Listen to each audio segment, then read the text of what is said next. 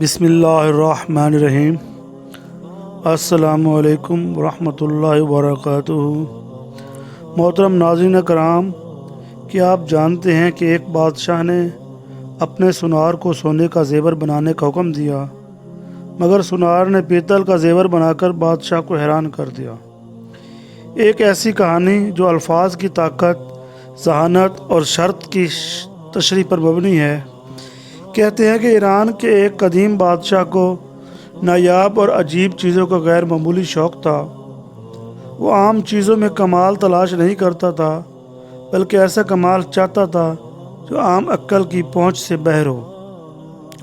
ایک روز شاہی باغ میں چہل قدمی کرتے ہوئے اس نے اپنی ملکہ کی طرف دیکھا جو قیمتی زیورات سے آراستہ تھیں۔ بادشاہ نے آہ بھری اور بولا، دنیا کی ہر چیز وقت کے ساتھ مانند پڑ جاتی ہے۔ پھر اچانک اس کی آنکھوں میں چمک پیدا ہوئی۔ میں ایک ایسا زیور بنوانا چاہتا ہوں جو کبھی مدھم نہ ہو۔ اگلے ہی دن سلطنت کے بہترین سونار دربار میں طلب کیے گئے۔ ان میں 2 سونار خاص طور پر مشہور تھے۔ ایک اپنی دستکاری پر ناز کرتا تھا، دوسرا اپنی زبان کی چالاکی پر۔ بادشاہ نے دونوں کو حکم دیا، ملکہ کے لیے ایسا زیور بناؤ جو کبھی مدھم نہ پڑے۔ پہلا سونار فوراً کام میں جت گیا۔ اس نے خالص سونے سے نہایت نفیس ہار تیار کیا۔ اس پر جواہرات جڑے، باریک نقش و نگار بنائے اور ایسی محنت کی کہ دیکھنے والے اشک کر اٹھے۔ جب زیور پیش کیا گیا تو پورا دربار اس کی چمک سے جگمگا اٹھا۔ بادشاہ خوش ہوا، مگر وقت اپنی رفتار سے چلتا رہا۔ چند ماہ بعد زیور کی چمک پہلے جیسی نہ رہی۔ بادشاہ کا ماتھا شکن آلود ہو گیا۔ میں نے کہا تھا کہ یہ کبھی مدھم نہ ہو۔ غصے میں اس نے حکم دیا، سونار کو قید کر دو۔ بیچارہ سونار اپنے ہنر کے باوجود شاہی شرط کا شکار ہو گیا۔ اب باری تھی دوسرے سونار کی۔ وہ خاموش طبع آدمی تھا، مگر ذہن تلوار کی دھار جیسا تیز رکھتا تھا۔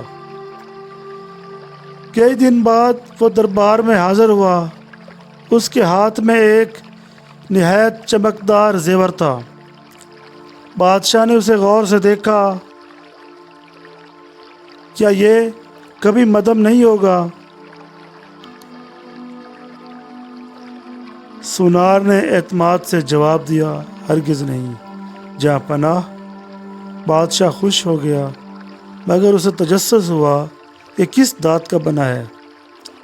سونار نے سر جھکا کر کہا، پیتل کا۔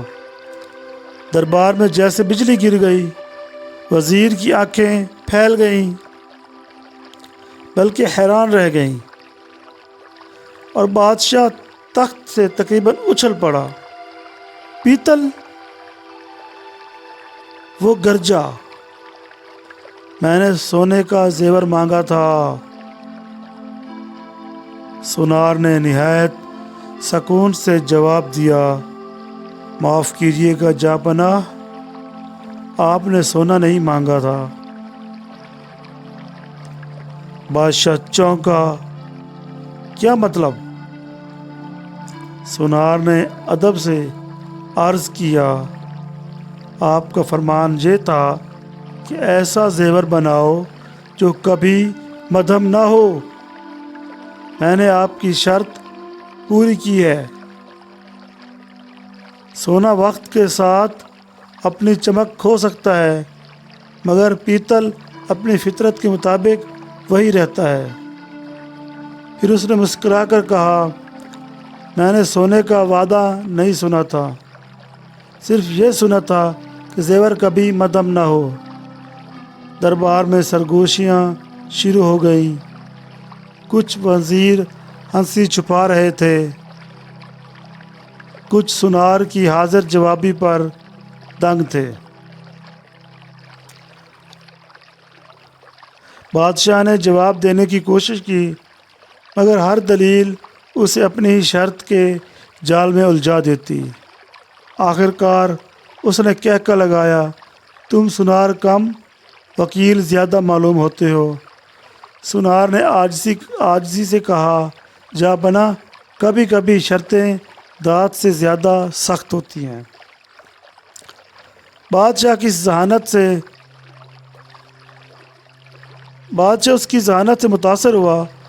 اس نے نہ صرف اسے معاف کیا بلکہ انعام و اکرام سے بھی نوازا، اور یوں وہ سنار قید خانے کی بجائے خزانے سے مالا مال ہو کر نکلا۔ بعض اوقات لوگ مسئلہ حل نہیں کرتے بلکہ الفاظ کی ایسی گرہ باندھ دیتے ہیں کہ مسئلہ حل ہوتا ہوا دکھائی دینے لگتا ہے۔ دنیا میں بہت سے پیتل ایسے ہیں جو اوپر سے سونے کی تہ اوڑے ہوئے ہوتے ہیں، اور بہت سے لوگ شرط پوری کرنے کی بجائے شرط کی تشریح بدل دیتے ہیں۔